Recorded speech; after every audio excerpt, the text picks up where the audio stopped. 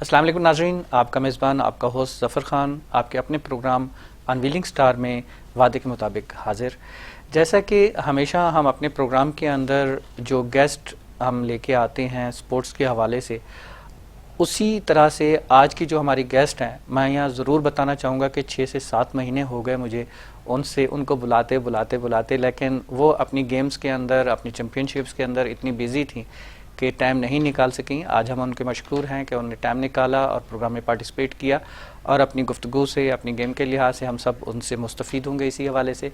आइए चलते हैं हम अपनी गेस्ट यमुना मलिक, जो कि टेनिस की चैम्पियन हैं, उनके पास। अस्सलाम वालेकुम यमुना। वालेकुम अस्सलाम। Thank you so much. सबसे पहले आपने टाइम निकाला, मैंने शिकायत पहले लगा दी स्टार्ट के अंदर के 6-7 महीने के बाद आपने टाइम दिया, लेकिन आपके बिजी स्केड्यूल में से आपने टाइम निकाला, उसके लिए बहुत मशकूर हैं। Thank you so much sir, thanks to you that you invited and have me today on this show. That's great, thanks so much. अच्छा, उसमें जिस तरह से कि आपकी टेनिस की जो स्पेशलाइजेशन है, फील्ड है गेम के अंदर, स्पोर्ट्स के अंदर, उसको जो है आप माशाल्लाह लेके चल रही हैं, और इस वक्त जो है टेनिस को आप कहाँ पर देख रही हैं और कौन सी चैम्पियनशिप्स जो है वो आजकल होने वाली हैं या कौन सी हो चुकी हैं?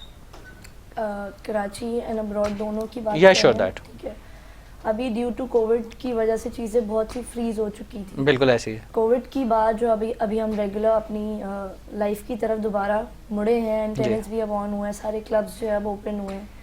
तो अब जितनी भी रेगुलर बेसिस पे, जैसे एक मंथ में तकरीबन 4-5 चैम्पियनशिप्स होती हैं, कराची की बात करें बिल्कुल सही, तो वो अब रेगुलर बेसिस पे आ गई हैं। अभी नवंबर की अगर मैं बात करूं तो हमारी 2 चैम्पियनशिप्स है जो होने जा रही हैं, एक 13 नवंबर को एंड एक 25 एंड 26 को, वो कराची में ही है। सबसे बड़ा टूर्नामेंट है वो लाहौर में होने जा रहा है 21 नवंबर को आई गेस।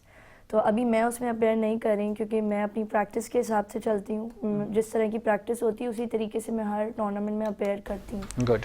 तो मैं इस्लामाबाद में जो नेक्स्ट मंथ होने जा रहा है उसमें मेरा सिलेक्शन हुआ है। वहाँ पे सबसे बड़ा टूर्नामेंट इस्लामाबाद में ही होता है हर ईयर दिसंबर में। ओके। तो उस टूर्नामेंट के लिए मेरा सिलेक्शन हुआ है। अभी उसी के प्रोसेस में मैं थी, जो बहुत बिजी थी, वाइंड अप कर रही थी चीज़ों को, फॉर्म्स वगैरह जा रहे थे, एंट्री फीस फॉर्म्स वगैरह जा रहे थे। तो अब उस चीज़ से, उस फेज से बाहर निकले तो अब प्रैक्टिस की तरफ हमें आना है। बिल्कुल सही। क्योंकि अगर ये टूर्नामेंट है तो इनिशियल लेवल पे है और हमें प्रैक्टिस करके जो है उसको इम्प्लीमेंट की तरफ लेके जाना है। बिल्कुल सही। तो इंशाल्लाह ये जो नवंबर के 15 to 16 डेज बचे हैं, ये प्रैक्टिस में जाएंगे एंड दिसंबर में हमारा सबसे बड़ा टूर्नामेंट जो कि इस्लामाबाद में वो होने जाएगा। बिल्कुल सही। कराची में जो अभी टूर्नामेंट की मैं बता रही हूँ आपको, वो रिलेवेंट ये यूनियन क्लब या मेजर क्लब्स में होता है कराची के। तो बताने का मकसद है कि रेगुलर बेसिस पे टूर्नामेंट आ गए हैं हम आफ्टर दिस कोविड। गुड। अच्छा, तो इसमें अब जो अब्रॉड के हवाले से उसमें क्या तकरीबन सिचुएशन चल रही है और प्लानिंग्स हैं? अब्रॉड में अभी मुझे ऐसा लगता है कि वहाँ पे कुछ चीज़ें अभी भी रेगुलर बेसिस पे नहीं हुई। ठीक है। स्पेशली स्पोर्ट्स की, स्पेशली टेनिस की, ठीक है ना। अब चाइना में हर आफ्टर 4 इयर्स के बाद जो टूर्नामेंट होता था वो इस साल होना था, तो वो नहीं हो पाया। वो लोग प्लेयर्स को जो है अभी अलाउड नहीं कर रहे हैं कि वो माइग्रेट करें किसी दूसरी कंट्री या सिटी से उस टूर्नामेंट के लिए। तो हो ये रहा है कि फिर उसी कंट्री या उसी सिटी के लोग ही सिर्फ पार्टिसिपेट कर रहे हैं, अदरवाइज़ हम लोग अभी उस टूर्नामेंट में अपेयर नहीं कर सकते। अभी भी मुझे लगता है कि उस तरफ जाने में हमें तकरीबन अ ईयर और 2 हमें चाहिए अभी भी। तो ये जितना गैप आ रहा है ड्यू टू कोविड?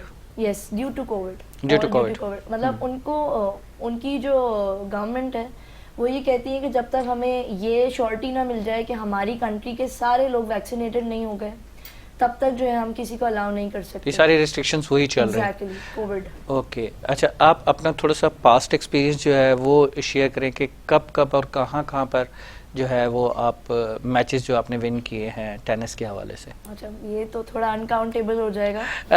मेजर ताकि जो हमारे सामीन है वो जान सकें इस हवाले से। अच्छा, पहले तो मैं ये बताना चाहूँगी कि मेरी जो जर्नी है वो पूरी अनप्लान्ड है।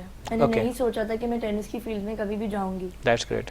यस, बट मेरे दिल और दिमाग में हमेशा एक बात होती थी कि व्हाई नॉट गर्ल्स।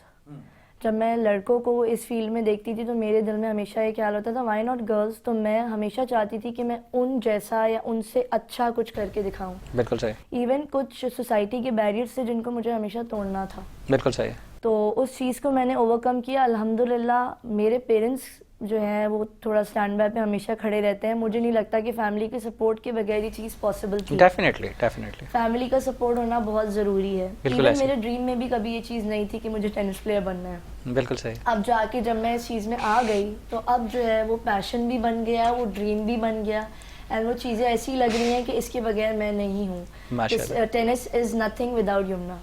अब ये चीज़ लगती है मुझे, ये फील्स आते हैं मुझे। माशाल्लाह। प्लस ये है कि आई रिमेंबर 2016 में मेरा सबसे पहला टूर्नामेंट था इस्लामाबाद में, जहाँ मेरा सिलेक्शन हुआ था। माशाल्लाह। वहाँ सबसे पहले नेशनल्स हुए थे। बिल्कुल सही। नेशनल्स इन अ वे कि हर हमारी जो नेबरिंग कंट्रीज़ हैं, जी, जी। हमारी नेबरिंग सिटीज़ हैं, वहाँ से जो है लोग आए थे इस्लामाबाद। बिल्कुल सही। कोयटा की टीम थी, लाहौर की थी, पेशावर की थी, कराची एंड हैदराबाद की थी।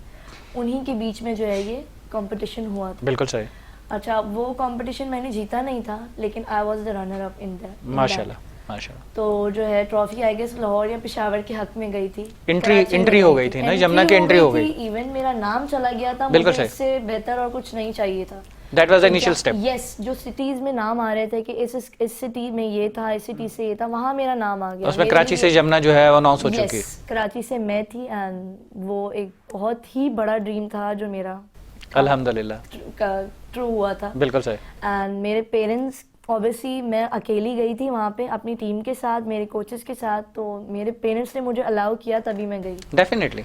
तो मैं हमेशा ये एक ही बात बोलती हूँ कि प्लीज़ अगर आपकी बेटियों का कोई भी ड्रीम है तो आप उनका साथ दें, बजाय कि सोसाइटी के बैरियर्स को सुने एंड उनकी बातों में आके जो है उनको जाने ना दें। आप प्लीज़ उनको इम्प्लीमेंट करने दें। मैं हमेशा एक बात कहती हूँ अपनी बाकी सब रिकॉर्डिंग्स में भी, लड़कियों को मना नहीं है ख्वाब देखना, वो ज़रूर देखें, वो ख्वाब देखें, एंड उसको मैं कहती दुनिया की कोई ताकत नहीं है जो उसको पूरा नहीं कर सकती। बेशक। Nothing is impossible. हम सब चीज़ों को पॉसिबल कर सकते हैं, लेकिन सब चीज़ें हमारे हाथ में होती हैं। वो कहते हैं ना, in the end it's race you versus you. Definitely. तो वही चीज़ है, मेरे साथ भी यही है। अच्छा, मैं अपनी जर्नी की बात करी थी। टूर्नामेंट जब मैंने वहाँ 2016 में खेला, उसके बाद 2018 में कराची में हमेशा एक साल में तकरीबन, मैं गिन नहीं सकती हूँ, काफ़ी टूर्नामेंट 50 से अबव टूर्नामेंट हमारे कराची में होते हैं। बिल्कुल सही। 2016 में मैंने सिर्फ लास्ट इस्लामाबाद में खेला है। उसके बाद कोशिश ये रही कि इंटरनेशनल खेलूं हमेशा। अब मेरा ड्रीम ही यही है, एक ड्रीम में बात आ गई कि मुझे इंटरनेशनल खेलना है। तो 2016 के बाद मेहनत डबल की मैंने कि शायद मैं कहीं अपेयर हो पाऊँ, लेकिन ड्यू टू दिस कोविड ने आके फिर बैरियर खड़ा कर दिया, फ्रीज कर दी, बैरियर्स खड़े कर दिए। लेकिन नो इश्यूज, अल्लाह का बहुत शुक्र है, जैसा हम सोच रहे थे चीज़ें अब बहुत बेहतर हो गई, बहुत कंट्रोल हो चुकी हैं और बहुत अच्छी तरीके से कंट्रोल हो गई, बहुत ज़्यादा लिटरली। तो उसके बाद कराची में काफ़ी ऐसे टूर्नामेंट थे जिसमें मैंने ट्रॉफीज़ एंड सर्टिफिकेट्स लिए हैं। नेशनल्स होते थे, वेस्ट ब्यूरी हो गया, जिसमें से डॉक्टर ईसा का टूर्नामेंट हमेशा होता है हर मंथ, तो वो हो गया। 2-3 वो मैंने विन किए थे यहीं पे कराची के क्लब्स में। तो चीज़ें हमेशा हर साल होती रही। टूर्नामेंट्स भी होते रहते हैं, ऐसा नहीं है कि एक महीना हुआ तो फिर साल बाद हुए, ऐसा नहीं। हर मंथ जो है ये टूर्नामेंट्स जो है रिन्यूअल पे आते रहते हैं। तो मैं अपेयर होती गई, उनको खेलती गई, एंड आज अल्हम्दुलिल्लाह I am in this stage कि मैं कह सकती हूँ माशाल्लाह कि अब मैं अब्रॉड जा सकती हूँ। So now we can say that in that 2021, 2022, that will be the Yamuna year, and Yamuna will be there for the tennis. For the tennis. इंशाल्लाह हमारी बेस्ट विशेस आपके साथ हैं। Thank you so much. तो इसमें आपकी बात सबसे पहली चीज़ जो कि आपने डिफ़ाइन की कि पेरेंट्स के बगैर जो है जो बच्चे हैं वो आगे नहीं आ सकते, और मैं इस चीज़ को अप्रिशिएट करता हूँ, उन पेरेंट्स को अप्रिशिएट करता हूँ, क्योंकि जो अपने बच्चों को सपोर्ट करते हैं स्पोर्ट्स के हवाले से, क्योंकि उनकी मॉरल सपोर्ट, उनकी सपोर्ट बहुत नेसेसरी होती है अपने बच्चों के लिए, ताकि बच्चे आगे आ सकें, और स्पेशली गर्ल्स के लिए। उसकी वजह ये होती है क्योंकि ज़्यादातर हमारे मुआशरे में या हमारे कल्चर में बॉयज़ को जो है प्रेफरेंस दी जाती है और गर्ल्स को जो है वो प्रेफरेंस कम दी जाती है। मैं कहता हूँ कि नहीं, वो भी औलाद है, वो भी औलाद है, दोनों को इक्वलेंट लेवल पे लेके चलना चाहिए और अपॉर्चुनिटी दोनों को मिलनी चाहिए। दोनों आपकी औलाद हैं पेरेंट्स के लिए, और जब वो दोनों को इक्वलेंट लेवल पे आगे चलेंगे तो हो सकता है जो नाम माँ बाप का बेटी रोशन कर सकती है, बेटा ना कर सके। ठीक है जी, तो बेटी भी जो है ना वो नाम रोशन कर सकती है। जरूरी नहीं है कि हम सारा डिपेंड बेटे पे करके बैठ जाएं। और मेरे हिसाब से जो मेरा अपना एक एक्सपीरियंस जो आप सबके साथ शेयर होता रहता है वो यही है कि बेटी पे तवक्कुआत भी ज़्यादा की जा सकती हैं। बेटी जो है वो ट्रस्ट के लिहाज से भी ज़्यादा अपने माँ बाप के लिए खड़ी हो सकती है, और बचपन से लेके एंड तक, चाहे वो बेटी पराए घर की भी हो जाए, तब भी उसका दिल दिमाग अपने पेरेंट्स के लिए ऐसा हमेशा ही है। होता है, होता है। साथ होता है। ऐसा ही है। तो वो हर दुख सुख में जो है बेटी जरूर खड़ी हो सकती है बानिस्बत कंपैरेटिवली बेटे के। ये आपकी उस बात को जो है मैंने थोड़ा सा डिफाइन कर दिया। बहुत अच्छा जी। I like तो to like ये माशाल्लाह एक बहुत अच्छी आपने बात की, तो उसका डिफाइन होना बहुत ज़रूरी था। इसी के साथ साथ आप अपनी एजुकेशन को भी जो है वो टाइम देती हैं, एजुकेशन को भी साथ लेके चल रही होती हैं, और अपनी प्रैक्टिस को भी, जिस तरह से आपने बताया कि बीच बीच में आपको अपनी प्रैक्टिस का टाइम जो है वो डबल करना पड़ जाता है, बिल्कुल ऐसा। तो वो किस तरह से मैनेज हो पाता है? अच्छा, एजुकेशन ना ही सिर्फ एजुकेशन में और भी काफ़ी चीज़ों में जो हूँ इन्वॉल्व हूँ। जी, वो थोड़ा बहुत मैंने देखा है। यस, मैं आपने इक्वालिटी की बात की, मैं उस वर्ड को थोड़ा सा हाईलाइट करूँगी। मैं इस इक्वालिटी पे तकरीबन 4 सालों से फाइट कर रही हूँ माशाल्लाह। अपने मुआशरे में। मैं चाहती हूँ कि जो राइट्स लड़कों को दिए जा रहे हैं वो लड़कियों को क्यों नहीं दिए जाते, ठीक है। तो इसी वजह से काफ़ी ऑर्गेनाइजेशंस के साथ कनेक्टेड हूँ। कुछ वर्कशॉप्स हम लोग ऑर्गेनाइज करते हैं, अरेंज करते हैं। वहाँ पे हम लोग अब्रॉड से कुछ टीम्स हमारे पास आती हैं, वो जो है अपना मैसेज यहाँ पे आके देते हैं। कुछ वर्कशॉप्स में हम लोग स्किल्स डाल देते हैं कि क्यों ना हम लड़कियों को वो स्किल्स दें ताकि वो अपनी ही फील्ड में इंडिपेंडेंटली काम कर पाएँ। बिल्कुल सही। अच्छा, अब जो है एक ये जगह हो गई। दूसरा, I am also a trainer. काफ़ी फील्ड्स में जो हूँ, ट्रेनिंग की कोई एक फील्ड नहीं है, काफ़ी जगह पे इंग्लिश लैंग्वेज लिंग्विस्टिक पढ़ा रही हूँ। और मॉर्निंग में मेरी जॉब होती है, मैं आपको बता दूँ, I am also a teacher. माशाल्लाह, बहुत ज़बरदस्त। मॉर्निंग में मेरी जॉब होती है यहाँ पे एक हाई स्कूल में। मैं जो हूँ एक टीचर हूँ, एक ट्रेनर हूँ इंग्लिश बहुत लैंग्वेज। ज़बरदस्त। उसके अलावा मेरी पढ़ाई जो है वो फिर मुझे बहुत मुश्किल से मैनेज करनी पड़ती है, लेकिन अल्हम्दुलिल्लाह किस तरह वक्त गुजर रहा है मुझे नहीं पता। प्लस फिर घर को भी देखना पड़ता है, और घर की काफ़ी चीज़ें हैं जो मैनेज करनी पड़ती हैं। सुबह में अगर मेरी जॉब होती है तो दोपहर में मेरा क्लब होता है, मेरी टेनिस प्रैक्टिस होती है, उसके बाद शाम में मेरी पढ़ाई की क्लासेस होती हैं। एक रात बचती है, वो जो है नींद के लिए है। मैं कभी भी जो हूँ सो जाती हूँ। अच्छा, मेरे पेरेंट्स को फिर मुझसे ये गिला होता है कि you are involve in so many things but not in our cells, कि आप सब चीज़ों में दिख रही हैं लेकिन हमारे साथ नहीं। कभी तो अम्मा मुझे हिला के कहती हैं कि आजकल तो तुम्हारी छुट्टी है, उठ के बात कर लो, आज भी सो रही हो, हमसे थोड़ी बात करो, उठ जाओ। लेकिन इतना जो है ना लाइफ, मैं कहती हूँ कि पता नहीं कहाँ जा रही है, हम सब चीज़ों में सिर्फ बटे हुए हैं। एक्चुअली स्ट्रगलिंग लाइफ है, रेस है, बस एक रेस है, उसमें जा रहे हैं और वक्त इतनी जल्दी कट रहा है कि पता ही नहीं चल रहा कि कब। अब आपकी और मेरी बात हुई थी, मैं आज यही जो है उसको रिकॉल कर रही थी। एक हफ्ता गुजर भी चुका जब आपने मुझे संडे को अप्रोच किया था। मैंने कहा कि आज सैटरडे, कल मैंने कहा आज फ्राइडे, अरे कल तो मेरी एक और जगह, एंड आज काफ़ी स्लॉट्स थे मेरे पास, लेकिन मैंने कहा मुझे यहाँ जाना सबसे ज़रूरी है क्योंकि आप मुझे काफ़ी दिनों से इनवाइट कर रहे हैं।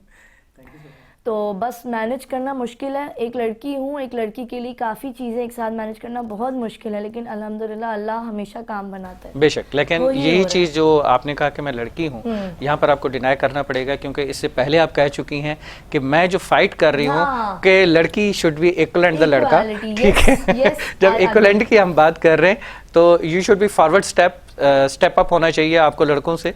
जब आप उनसे स्टेप अप होंगी, we are all with you, तो उसमें चाहे वो आपकी एनजी हो, आपकी ऑर्गेनाइजेशन हो, कुछ भी हो, उसमें हमेशा हमें साथ पाएंगी।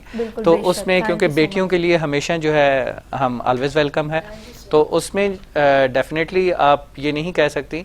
हाँ, लड़कों का एक्चुअली अपना एक रुझान होता है, हम तो स्पोर्ट्स से बिल्कुल हट के बल्कि एक और नया चैप्टर खोल के बैठ गए हैं दोनों।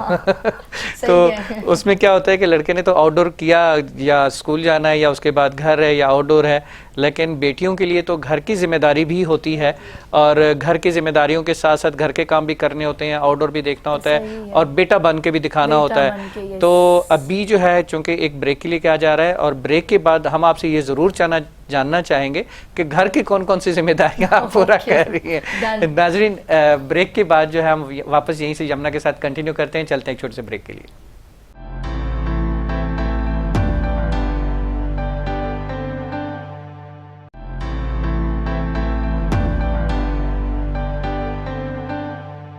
वेलकम बैक नाज़रीन। जैसा कि ब्रेक पे जाने से पहले यमुना मलिक से हमारी गुफ्तगू जो है वो हमने अपनी गेस्ट को बुलाया तो स्पोर्ट्स के लिहाज से, लेकिन हमारी गुफ्तगू जो है वहाँ से चलते कहीं और चली गई, और उसमें जो है हम बेटी और बेटे और घर के ऊपर जो है, मेरे ख्याल में मुझे तो ये लग रहा है कि हम ले गए हैं ट्रैक के ऊपर, हमारे लिए 1 घंटा जो है वो एनफ नहीं है यमुना के साथ। मुझे यमुना के साथ एक प्रोग्राम और करना पड़ेगा जिसमें जो है बाकी चीज़ों के ऊपर भी उनसे डिस्कस होना ज़रूरी है। माशाल्लाह बहुत ब्रॉड माइंड रखती हैं और बहुत ही वास्ट जो है उनका एक्सपीरियंस है बोलने का भी।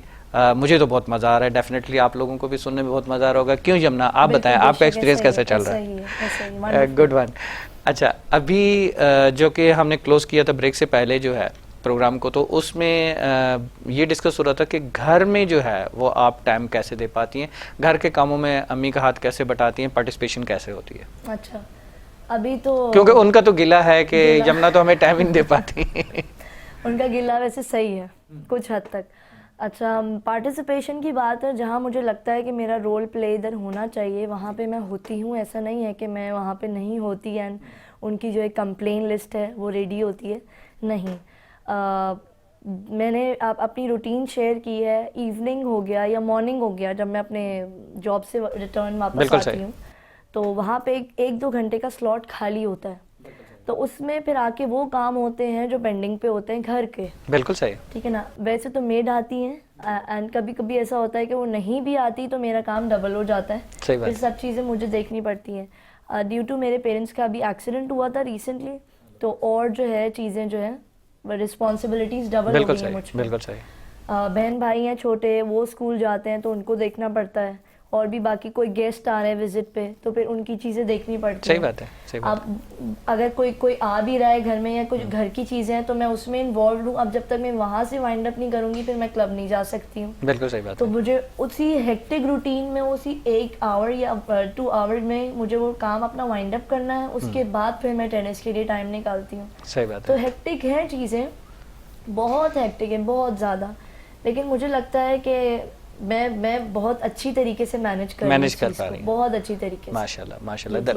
ये बहुत अच्छी चीज़ है, बहुत अच्छी बात है, क्योंकि आपने सारी रिस्पॉन्सिबिलिटीज़ को जब आप प्रॉपर रिस्पॉन्स कर रहे होते हैं, प्रॉपर उसको पे ऑफ कर रहे होते हैं, तो तभी ज़िंदगी का भी अपना एक मज़ा आता है और उसी चीज़ को आप साथ लेके चल रहे होते हैं। आप जिस तरह से गेम्स की, टेनिस की अगर हम बात करें, टेनिस के ऊपर, टेनिस में क्या चीज़, किस तरह से, या किसी पर्सनालिटी ने आपको अट्रैक्ट किया जो आपने टेनिस को चूज़ किया, या गेम ने अट्रैक्ट किया, किस वजह से टेनिस को चूज़ करना पड़ा? अच्छा, मैंने क्योंकि वो सडनली हुआ था, आपके शौकिया नहीं था। बिल्कुल ऐसा ही है। उस वक्त तक कोई पर्सनालिटी नहीं थी, मुझे सिर्फ सानिया मिर्जा का पता था। बिल्कुल सही। क्योंकि वो नेशनल थोड़ा सा कनेक्ट हो रहा है उनसे अब डेफिनेटली अब हमारी बहू हो गई है, तो ऐसा ही हो गई हैं। तो उनका ही पता था, मुझे इतना पता ही नहीं था कि इस फील्ड में कौन से प्लेयर्स हैं। तकरीबन 2016 के बाद 2017 में जब मैं इस गेम में पूरी तरह इन्वॉल्व हो गई तो फिर मैं टेनिस देखने लगी। ऑब्वियसली पे टीवी पे टेनिस के अलावा मैं कुछ और देखती भी नहीं थी। फिर एक पर्सनालिटी जो बहुत इंस्पायर करती थी वो थे रॉजर फेडरर। तो उनको देखने लगी, उनकी चीज़ों को अडॉप्ट करने लगी, उनकी सर्विसेज, उनके हिट करने का, बिल्कुल सही बात है, उनकी तरह जो है अपनी चीज़ों को अडॉप्ट करने लगी। तो एक वही पर्सनालिटी थे जिन्होंने बहुत ज़्यादा इंस्पायर किया एंड हमेशा उनको ही देखती रही। अभी भी इवन उन्हीं को ही देखती हूँ एंड कभी भी कोई मुझसे क्वेश्चन करता है तो मैं उन्हीं का नाम लेती हूँ कि एक वही पर्सनालिटी है। नेशनल पर्सनालिटीज़ हमारे पास हैं, हमारी इसामुल हक साहब हैं, उनकी भी कुछ चीज़ों से बहुत ज़्यादा इंस्पायर हूँ। अकील खान साहब हैं हमारे इस्लामाबाद में। तो ये सब चीज़ें तो बदलती रहती हैं, बिल्कुल सही बात है। आप जिस चीज़ को देखेंगे, अगर आप उनसे ज़्यादा अट्रैक्ट हो गए तो आप उनकी चीज़ों को अडॉप्ट करने लगते हैं। वेदर कि हम बोलें कि एक ही चीज़ को हम पसंद करते हैं, ऐसा नहीं होता। बिल्कुल सही बात है। फीलिंग्स हमेशा चेंज होती हैं, स्टेजेस हमेशा चेंज होते हैं एंड वही सब मेरे साथ भी हो रहे हैं। माशाल्लाह माशाल्लाह। तो इसमें टेनिस को जब आपने चूज़ किया और टेनिस में एंट्री मारी, मेरे ख्याल में टेनिस एक ऐसा गेम है जिसमें स्टेमिना की बहुत बड़ी इन्वॉल्वमेंट है, जिसमें स्टेमिना का होना बहुत ज़्यादा ज़रूरी है। ठीक है, क्योंकि कंटिन्यू आप जंपिंग और जंपिंग प्लेइंग, ये सारी चीज़ें साथ साथ चल रही होती है। लेफ्ट राइट भागना दौड़ना, और ये कंटिन्यू चल रहा होता है। एक मैच तकरीबन कितने आवर्स तक ले जाता है, या मैक्सिमम कितने मिनट्स तक का एक मैच होता है जिसमें बाद में आपको रेस्ट मिलता है? अच्छा, ब्रेक्स तो आते रहते हैं बीच में जी। It depends on the sets कि कितना लेंदी चलेगा। अगर हम प्रैक्टिस की हम बात करते हैं, प्रैक्टिसेस में तो आप ले सकते हैं कभी भी। अच्छा, ओके। आप ब्रेक ले सकते हैं। और ड्यूरिंग द मैच 3-4 सेट्स के बाद आपको जो है मिलता है रिलीफ के, आप जो है वाटर ब्रेक कर सकते हैं। कितने मिनट्स में तकरीबन अगर मैं बात करूं 15 to 20 मिनट, या नहीं, more than 10 to 15 minutes. More than 10 to 15 minute में, यानी कि आपका इतना स्टेमिना होना चाहिए कि 15 मिनट्स की जो रनिंग है वो आपकी जॉगिंग तो मैं नहीं कह सकता, नहीं, रनिंग नहीं, कहूंगा नहीं, उसका, running, definitely। ठीक है, रनिंग कहूंगा, जॉगिंग तो नहीं, जॉगिंग तो नहीं, हर बंदा कर लेगा, कर लेगा। लेकिन रनिंग को 15 मिनट तक कंटिन्यू करना, that's not a joke. That's not, yes. And as I mentioned कि it's not mandatory कि वो 10 to 15 minutes का हो, वो 10, 5 increase to भी हो 10, सकता है। yes, अगर आपके स्लॉट ज़्यादा हैं, अगर आपको ज़्यादा आगे 20 सेट्स हैं आपके, तो फिर कोच इतना वो नहीं देते टाइम ड्यूरेशन। बिल्कुल सही बात है, 5 मिनट्स में वो आपको कहते हैं भाई वाटर ब्रेक ले लें and then you have to be back on the court. सही बात है। ऐसी उसमें यानी कि 15 मिनट्स की रनिंग का जो एक एक्सपीरियंस है वो आपका इतना स्टेमिना इंक्रीज कर देता है कि आपकी सांस ना फूले, ठीक है, वो चीज़ एक नेसेसरी है। तो उसकी प्रैक्टिस के लिए आपने क्या इनिशिएटिव लिया था? रनिंग शुरू कर दी थी हाँ, रनिंग मैंने या जंपिंग वगैरह कोई एक्सरसाइज ऐसी शुरू करी थी? अर्ली मॉर्निंग मैंने रनिंग शुरू कर दी थी। सीवीओ के ऊपर फेज 8 पे हमारा एक बहुत बड़ा स्लॉट खाली है, अब तो बहरिया वहाँ पे डेवलप है, तो वहाँ पे हम लोग अर्ली मॉर्निंग जाते थे विथ माय फादर। मैं वहाँ I used to go there, तो वहाँ जाके फिर हम लोग रनिंग करते थे। एंड अभी भी वो चल ही रही हैं, क्योंकि चीज़ें कहते हैं ना, इंसान को प्रैक्टिस करते रहना चाहिए, प्रैक्टिस कभी रुकती नहीं है। A player is nothing without a practice, तो प्रैक्टिस अभी भी चलती है। वीकेंड्स अगर मुझे खाली स्लॉट मिलते हैं तो ऑन संडेज़ या ऑन सैटरडेज़ अर्ली मॉर्निंग फिर मैं वहीं जाती हूँ रनिंग के लिए। कभी कोच ज्वाइन कर लेते हैं, कभी नहीं करते हैं, तो फिर मुझे जाना पड़ता है वहाँ पे। Otherwise stamina is more important than running, ठीक है। स्टेमिना आपका अगर बिल्ड नहीं होगा तो आप कुछ भी नहीं कर सकते, आप रनिंग भी नहीं कर सकते, आप जॉगिंग भी नहीं कर सकते। तो स्टेमिना तो also dependent on the weight of the body, ऐसा ही है, ठीक है, ऐसा ही है। Also dependent on the diet, on the diet, on your meals, आप ऑन किस योर तरीके मील्स, से वही जो डाइट है, उसी yes, में आ गया। तो yes, उसको आप connect किया मैनेज उसको कैसे करते हैं? उसमें भी तो डेफिनेटली जो देखने वाले नाजरीन हैं वो सामीन, वो आपसे टिप्स ये वाली तो जरूर लेना चाहेंगे, ये स्टेमिना वाली। अच्छा, ये भी हर किसी की बॉडी लैंग्वेज के जी। ऊपर बात आ जाती है, बिल्कुल, ठीक है ना। अब मैं ये नहीं कहूँगी कि मैं जो हूँ सुबह उठ के जो क्यूकम्बर खाती हूँ और एक दूध का ग्लास पीती हूँ, तो डेफिनेटली मैं किसी को ये टिप्स नहीं दूंगी। मैं वो फिर से रिपीट करें कि हर किसी की बॉडी language अपने पे लिहाज depend से करता है, yes। बिल्कुल। प्लस ये ज़रूर कहूँगी, कोशिश करें कि जंक फूड को अवॉइड करें। मेरे जो कोच हैं वो मुझे हमेशा जो कहते हैं वो यही कहते हैं, ट्राई टू ईट घर का खाना, वो ज़्यादा फ़ायदेमंद है रदर कि आप जो है जंक फूड खा रहे हैं दिन में 1-2 दफ़ा। अब मेरी आदत यही हो गई कि मैंने जंक फूड को काफ़ी हद तक अवॉइड कर दिया। कभी बेसिक सी मीटअप या गैदरिंग हो गई तो फिर जो है मैंने खा लिया, वो भी मुझे फिर जो है ना अपने कोच की बातें याद आ रही होती हैं कि अगर वो कहते हैं कि इतना सा भी आप अपने ट्रैक से डाइवर्स हुए ना तो चीज़ें जो है आउट हो जाएंगी। तो बस फिर उसको लेके चलना पड़ता है। मैं कहूँ जैसे एक दिन में हम 3 टाइम मील्स दे रहे हैं तो उसको हमें सिर्फ एक प्रॉपर वे में लेके जाना चाहिए, स्किप ना करें उसको, अगर you want to be a better player. तो यही कर रही होती हूँ मैं भी। अम्मा के हाथ का खाना जो है वो मिल रहा होता है, कभी नहीं भी मिलता तो फिर कोशिश ये होती है कि मैं खुद से उसको कुक करूँ, ना कि उसको बाहर से मंगवाऊँ और फिर जो है ना खाऊँ। घर को प्रेफरेंस हमें दें, घर के खाने को प्रेफरेंस दें। मुझे ऐसा लगता है कि वो ज़्यादा आपका स्टेमिना जो है बिल्ड करेगा, ना कि हम ये बोलें कि भाई जंक फूड भी हम ले लें, हमें खेलना भी है, हमें बेटर प्लेयर भी बनना है, तो ये चीज़ें एक साथ जो है वर्क नहीं करेंगी।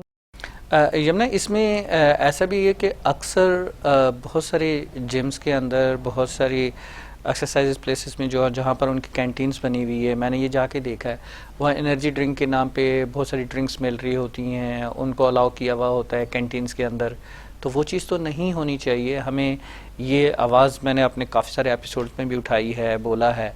तो उस हवाले से आप क्या कहेंगे? क्योंकि जहाँ पर वो एक्सरसाइज कर रहे हैं, अपनी प्रैक्टिस कर रहे हैं, जहाँ पर क्लब है, उनका जिम है, वहीं पर ही उनकी कैंटीन जो बनी हुई है, कोई शॉप बनी हुई है, वहीं पर ही ये जंक फूड्स भी चल रहे होते हैं, बर्गर भी बिक रहा होता है, वहीं पर एनर्जी ड्रिंक्स के नाम के ऊपर जो है वो कोई दूसरी ड्रिंक्स भी मिल रही होती है। मैं नाम नहीं लेना चाह रहा, बहुत सारी ड्रिंक्स इस तरह की जो एनर्जी ड्रिंक के नाम से चल रही होती हैं। ठीक है, लेकिन मेरा मैसेज देखिए अभी भी वही है, हम लोग अशरफुल मखलूक़ात हैं, खुदा ने हमें समझ दी है, सोच दी है, हम अगर उससे चलेंगे तो ही बेटर है। मेरा एक्सपीरियंस कभी भी ऐसा नहीं रहा कि कोई ऐसी ड्रिंक हो कि जो एनर्जी के नाम पे वो लोग सेल कर रहे हो मैंने ली हो, मुझे नहीं याद पड़ता कि कभी ऐसा हुआ है। डेफिनेटली मेरे क्लब में भी कैंटीन है, मैं उसको डिनाई नहीं करूँगी, मेरे खुद के क्लब में कैंटीन है। एंड वहाँ पे देखें, अगर आप उनसे रिक्वेस्ट भी करेंगे कि हाइजीनिक या अनहाइजीनिक के ऊपर बात चली जाती है तो फिर आपको वैसा भी करके देते हैं। ऐसा नहीं है कि आपको वहीं से जंक फूड भी मिलेगा। अब वहाँ पे कुछ ऑयली चीज़ें भी हैं जो कि हमें मना है थोड़ी। बिल्कुल सही है। प्लेयर्स को जो है कहते हैं कि कम से कम आप ऑयली के ऊपर हाथ रखें, बिल्कुल ऐसे, बिल्कुल ऐसे। आप ड्राई के ऊपर ज़्यादा जाएं, लिक्विड्स पे ज़्यादा जाएं जिसमें ऑयली चीज़ें कम हो। बिल्कुल सही बात है। तो डेफिनेटली अगर आपके क्लब्स या कहीं पे भी जैसे आपने कहा कि मिलती हैं तो आप प्लीज़ उसकी तरफ ना जाएं। एक एक चीज़ होती है ना, बिलीव, आप द पावर ऑफ बिलीव। अगर आपका बिलीव ही नहीं है, मेरा बिलीव जब नहीं होता उस चीज़ पे तो मैं उसको करती ही नहीं हूँ। ठीक है, अब सपोज करें कि अगर मेरे पास कोई आके कहता है कि भाई हमारे क्लब में ही एक चीज़ जो है इनिशियल लेवल पे आ गई है, वो ड्रिंक, एनर्जी ड्रिंक है, हम लें और हमारा स्टेमिना जो है बूस्ट हो जाएगा, तो मैं तो बोलूँगी नहीं भाई, मेरा बिलीव ही नहीं है इस बात बिलीव पे। ही नहीं है उसमें, मेरा हमें बिलीव नहीं है, मैं बाई नहीं करूँगी, मैं पीऊँगी नहीं। हमें अपनी बात यकीन खत्म। को मजबूत करना है यस, ना अपने बिलीव को मजबूत को करना है। आपको स्ट्रॉन्ग करना पड़ेगा कि Good. आपको लगता है या नहीं लगता। दो जगह बार, यू लाइक और यू डिसलाइक। अगर आपको पसंद है कि भाई हम ये सब चीज़ें करते हैं तो डेफिनेटली आप करें। अगर आपको लगता है कि नहीं, not beneficial, so don't go for that. You are right. That's a good point. That's a good. It's a very good question कि आपने इस चीज़ को हाईलाइट किया। Yamuna, like as a female आपको क्या हजरत फेस करने पड़ते हैं, या लाइक एज ए फीमेल आप क्या मैसेज देना चाहेंगी बाकी उन फीमेल्स के लिए, उन बच्चियों के लिए जो कि स्पोर्ट्स की फील्ड में आना चाहती हैं लेकिन उनको बहुत सारे प्रॉब्लम्स फेस करने पड़ते हैं, उस हवाले से आप क्या बताना चाहेंगी, बोलना चाहेंगी? बिल्कुल, ये भी बहुत अच्छा क्वेश्चन है। Thank you so much mister Zafar. मैं अपना एक्सपीरियंस से बात स्टार्ट करूँगी कि जब मैं इस फील्ड में आई थी तो मैं अब ये बोलूँगी कि सिर्फ फैमिली सपोर्ट होना ज़रूरी नहीं है। सही बात है। गवर्नमेंट का सपोर्ट होना ज़रूरी है, कंपनीज़ का सपोर्ट होना ज़रूरी है। हमारे मुआशरे में होता ही है कि फ़ीमेल एथलीट्स को कोई प्रमोट नहीं करता। बिल्कुल सही। ठीक है, न्यूज़ चैनल्स को आई कैन अप्रिशिएट देम कि वो लोग बुलाते हैं फीमेल एथलीट्स को कि ताकि उनको जाना जाए। मोस्टली जगह पे पता है ऐसा होता है कोई हमें पहचानता भी नहीं है। सही बात है, कि हम बिल्कुल कौन ऐसा। है, फिर हम उनको बताते हैं। अब अगर हम बात करें क्रिकेट टीम की, हमारी पाकिस्तान की, अब उनको बहुत अच्छे से जानते हैं सब। ज़रा सा कोई टीवी पे देख लेगा, हाँ भाई ये तो ये वाला प्लेयर है। हम किसी क्राउड में बैठे हुए तो लोगों को पता ही नहीं है हम कौन सी पर्सनालिटी है। सही बात है। फिर हम उनको बताते हैं या वो हमें कोर्ट पे देखते हैं तो उनको पता चलता है कि भाई ये तो टेनिस प्लेयर है। ठीक है, इनको हम देखते हैं या इनको हम सुनते हैं। अब यहाँ पे जो मेन रोल आ रहा है वो गवर्नमेंट का ही है। ठीक है, हमारे लोगों का, हमारी गवर्नमेंट का है। इस गेम को, टेनिस को गवर्नमेंट को चाहिए कि और प्रमोट करें। प्रमोट करें। अच्छा, अब प्रमोट की बात भी एक अलग उस पर चली गई। अब मैं आपको ये बताती हूँ कि आपने कहा कि लड़कियों को एक क्वेश्चन आपने किया था। जी बिल्कुल, कि जो एज ए फीमेल जो है वो अगर स्पोर्ट्स की फील्ड के अंदर आते हैं उनको क्या हैजर्ड फेस होते हैं? तो मैं आपको यही दोबारा से इस बात को कनेक्ट कर रही हूँ कि ख्वाब लड़कियां ज़रूर देखती है, लेकिन मैंने टैलेंट्स को मरते हुए देखा है बहुत ज़्यादा। जो है उनका ड्रीम होता है। मुझे काफ़ी फीमेल्स ने अप्रोच किया है कि हमें जो है ना ये गेम खेलना है, लेकिन बहुत सी ऐसी चीज़ें हैं, बहुत सी ऐसी रिसोर्सेज है जो हमारे पास नहीं है।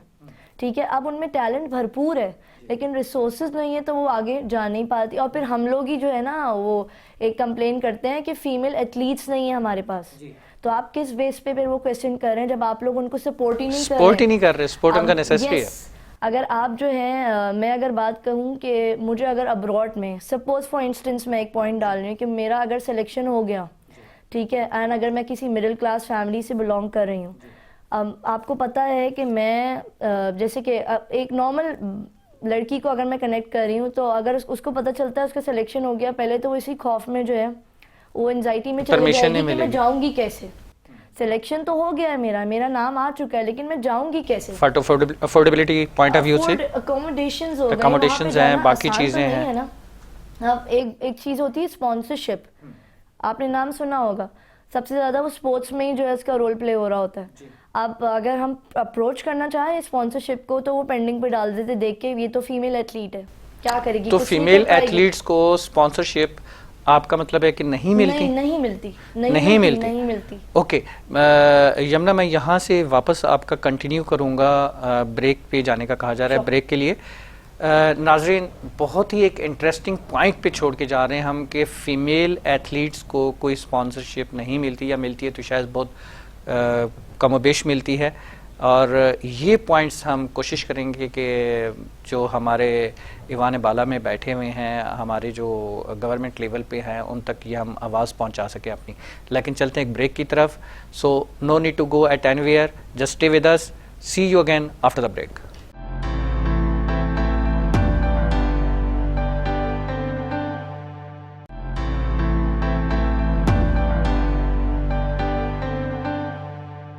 वेलकम बैक नाजरीन। जैसा कि ब्रेक पे जाने से पहले हम एक बहुत ही इम्पॉर्टेंट जो है इशू था जिसके ऊपर हमारा डिस्कशन चल रहा था यमुना से। यमुना से मुझे लग रहा है कि स्पोर्ट से हट के भी जो है ना एक प्रोग्राम अलग से करना पड़ेगा। बार बार इसीलिए कह रहा हूँ क्योंकि बहुत सारी चीज़ें हैं जो इनके अंदर भरी हुई हैं और वो बहुत सारी चीज़ें हैं ऐसी जो मेरे अंदर भरी हुई हैं और वो बैठ के हमें डिस्कस करने की ज़रूरत है। मैं ज़रूर जो है अपने जो हमारे डायरेक्टर्स हैं उनसे रिक्वेस्ट करूंगा कि अलग से कोई एक प्रोग्राम लाजमी होना चाहिए। क्यों यमुना, क्या ख्याल है आपका? sure. है ना? अब मुझे लगता है आपको 1 मंथ पहले मुझे अप्रोच करना पड़ेगा क्योंकि इसके लिए मुझे अगर 6 महीने लग गए तो उसके लिए कितना अर्सा लग सकता है, लेकिन अब मेरे ख्याल में नहीं लगेगा। अब अंडरस्टैंडिंग हो चुकी है तो कम टाइम में हो सकता है availability. Thank you so much my player. अच्छा, हम वहीं से कंटिन्यू करते हैं जो कि चल रहा था हमारा रिगार्डिंग। बिल्कुल, बेशक जी। तो फीमेल्स के लिहाज से स्पॉन्सरशिप के गवर्नमेंट जो है वो स्पॉन्सर जो है वो फीमेल्स एथलीट्स को नहीं करती बकौल आपके। ठीक है, ऐसा है? बिल्कुल ऐसा ही है, ऐसा ही है। देखें अवामी बाला तक जा रही है आवाज हमारी। हाँ बिल्कुल ऐसा ही है, नहीं करती। मैं बता रही हूँ ये बात, मेरा खुद का पर्सनल एक्सपीरियंस है। मेरा चाइना में जो है सिलेक्शन हुआ था, मैंने काफ़ी कंपनीज को अप्रोच किया, 3 साल पहले की बात बता रही हूँ, लेकिन नो लक, कुछ नहीं हो पाया। यस, उस वक्त भी चीज़ें वैसे ही हार्डल्स में थी जिस तरह अब मैं कहती हूँ कि कोविड के बाद है। अब अगर हम कंपनीज को अप्रोच करते हैं तो उनका एक चीज़ आ जाती है निकल के कि ड्यू टू कोविड चीज़ें जो है अभी तक फ्रीज है। ठीक है, तो अब नहीं हो सकता, या वो चीज़ या वो पॉइंट हम अभी नहीं कर सकते। Let's make it on pending, तो वो चीज़ें फिर से पेंडिंग पे चली जाती ये है। स्पॉन्सरशिप हम प्राइवेट ऑर्गेनाइजेशंस की बात कर रहे हैं या गवर्नमेंट की? बोथ यस, दोनों का रोल है इसमें दोनों का रोल है। यानी कि जो प्राइवेट ऑर्गेनाइजेशंस हैं वो भी स्पॉन्सरशिप नहीं करती फीमेल्स को? नहीं करती। यस, ओके, ठीक है। तो अपना ही एक एक्सपीरियंस शेयर कर रही थी। अच्छा, अब होता यह है कि स्पॉन्सरशिप की जो लिंक्स है ना, जो हम आम लोगों को लगता है कि सिर्फ गवर्नमेंट तक तो हम लोग नहीं जा सकते ना, लेकिन हमें लगता है कंपनीज को हम लोग अप्रोच कर सकते हैं। हम वही कर रहे होते हैं, लेकिन कंपनीज का भी अब वही देखने को आ रहा है कि रदर के वो लोग बॉयज़ के स्पोर्ट्स या मेल स्पोर्ट्स को ज़्यादा प्रमोट कर रहे हैं इंस्टेड के फीमेल एथलीट्स को। ठीक है ना, अब वो चाहे टेनिस प्लेयर है, क्रिकेट को मैं कनेक्ट नहीं करूँगी यहाँ पे, चाहे वो टेनिस है, बास्केटबॉल है, हॉकी है हमारा नेशनल गेम, ये और बहुत से गेम्स है। क्रिकेट की तो इंटरनेशनल वुमेन क्रिकेट एक चल रहा है, सक्सेसफुली चल रहा है। यस, तो एथलीट्स में जो बाकी एथलीट्स गेम्स हैं उसमें नहीं हो रही स्पॉन्सरशिप? नहीं हो रही, यस नहीं हो रही। और मुझे लगता है कि हम जब कभी अप्रोच भी करते हैं तो वो चीज़ चली जाती है पेंडिंग पे। देखिए, आपको अगर लगता है कि हम आप लोग देखिए, सवाल ही यही होता है ना कि हमारे पास फीमेल एथलीट्स हैं ही नहीं कराची में या पाकिस्तान में, तो सिलेक्ट ना करने की रीज़न क्या है? स्पॉन्सरशिप के लिए अगर प्राइवेट ऑर्गेनाइजेशन सिलेक्ट नहीं कर रही तो क्या रीज़न है? लाइक आर्मी डिपार्ट है, वापडा डिपार्ट है, दूसरे डिपार्ट्स हैं, तो वो अगर नहीं करते तो रीज़न क्या है? आई सेकंड यू हियर, रीज़न नहीं है इसमें, कोई सिलेक्शन की भी ज़रूरत नहीं है। आपको सिर्फ ये देखना है कि आपकी चीज़ें मीट कर रही हैं उनसे या नहीं, दैट्स इट। अगर कि मैं अपना प्रपोजल किसी कंपनी को दे रही हूँ एंड मैं उस प्रपोजल में कुछ चीज़ें ऐसी ऐड कर रही हूँ कि आपकी कंपनी के लिए बेनिफिशियल है, तो डेफिनेटली वाई नॉट, आप फिर क्यों पेंडिंग पे डाल रहे हैं? एंड आप प्लस ये चीज़ कि पाकिस्तान का जो नेम है वो रिप्रेजेंट हो रहा है, फिर आप लोग इस चीज़ को Jamuna, I am agree with you कि also I will add here that कि फीमेल्स का टैलेंट मेल की निस्बत ज्यादा है। ठीक है, यस, ठीक है, I also agree with it. लेकिन मेरा पॉइंट ऑफ व्यू ये है कि अगर जब टैलेंट ज्यादा है तो मुझे उनका पॉइंट ऑफ व्यू आप बता सकती हैं, जिस तरह से आपका बैड एक्सपीरियंस हुआ है रिगार्डिंग चाइना या अदर थिंग्स, कि वो ना करने की वजह क्या है, रिफ्यूज करने की वजह क्या है? रिफ्यूज नहीं हुआ, पेंडिंग में डाल दिया, ठीक है। अब देखें, अगर मेरी बात सुनिए, इग्नोरेंस की वजह क्या है? इग्नोरेंस, अगर मैंने किसी को अपना प्रपोजल किसी कंपनी को दिया है तो आगे से उनको जवाब आता है हमें टाइम चाहिए। अब उस टाइम में भले हमारी अपॉर्चुनिटी हमारे हाथ से चली जाए, but you people are taking your time, that's my point. लेकिन अगर उसकी जगह कोई बॉय एथलीट्स होता तो वो सिलेक्ट हो जाता? Yes, definitely. फिर मुझे लगता है कि जो चीजें वो हम में नहीं देख रहे तो फिर ऑब्वियसली वो लोग मेल एथलीट्स में देख रहे हैं। लेकिन मेरे हिसाब से जो मेरा अपना एक एक्सपीरियंस है स्पोर्ट्स की फील्ड के अंदर, मुझे तकरीबन कोई अबाउट 25 इयर्स हो चुके हैं, उस लिहाज से मैं ये कह सकता हूँ कि फीमेल्स पंक्चुअल होती हैं बानिस्बत मेल्स के, रेगुलर होती हैं बानिस्बत मेल के, और ज़्यादा हार्ड वर्कर होती हैं। तो उस लिहाज से उनको क्यों नहीं सिलेक्ट किया जाता? इसकी रीज़न जो है वो जवाब मेरे पास नहीं है, अगर सामीन के पास होगा तो डेफिनेटली कमेंट्स के अंदर ज़रूर आएगा हमारे पास कि उसकी वजूहात क्या है। यस, क्यों है ऐसा। मैंने आपको ऐड किया कि मैं खुद इन चीज़ों के ऊपर तकरीबन काफ़ी सालों से वर्क हमारा एक पॉइंट रह गया कि प्रॉब्लम और क्या फेस होती हैं फीमेल एथलीट्स को एथलीट बनने के लिए या आने के लिए, आपको क्या क्या प्रॉब्लम फेस करनी पड़ी।